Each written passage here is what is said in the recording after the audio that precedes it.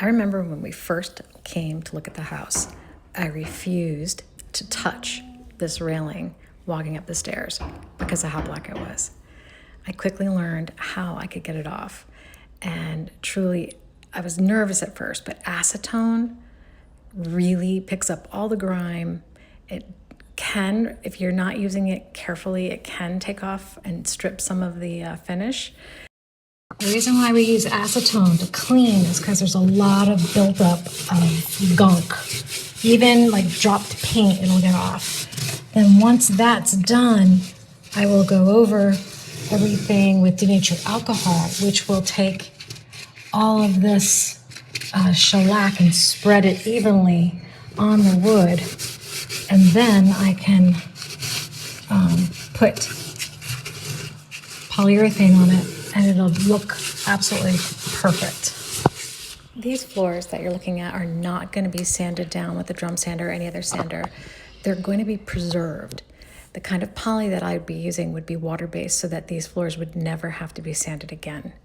As you can see, a good cleaning will take it a long way.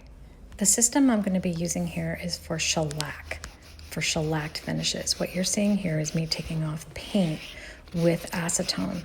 Because I'm going to be doing it's a shellac floor, this works. The way you test it is to use denatured alcohol and a Q-tip and go into an inconspicuous area, rub it with the denatured alcohol and see if it becomes sticky or dissolves within a few minutes. Then you know it's a shellac finish. But what you're seeing me here do is get up all the paint stains with acetone before I apply what I call my non-sanding refinish system. To reiterate, the system only works on shellacked finishes. And you're going to be seeing me use denatured alcohol with a scrubber, with a rinse of acetone and a rag. Okay, in the last video, I showed you how the acetone got rid of the paint, but I also talked about on the stairs how we're going to use denatured alcohol. This is dry, okay, and I'm going to show you how I made this look like that. So, denatured alcohol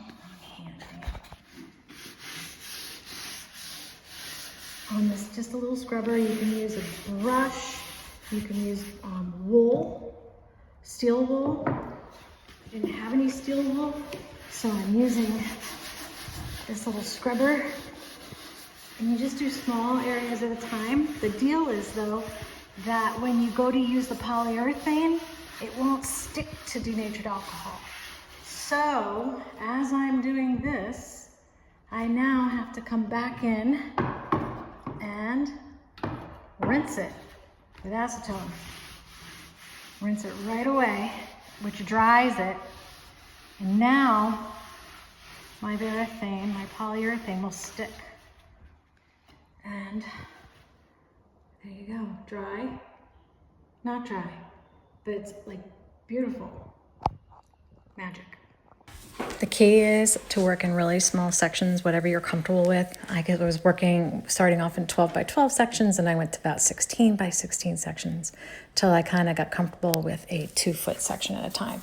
Now, the key is if you see a little fogging when you're doing this, it's okay. It just means you need another rinse with the acetone or you missed a spot. I tend to, when I do rinse, I tend to make sure that I overlap where I worked before. It's okay. You're not going to hurt the floor. You can condition the floor after this.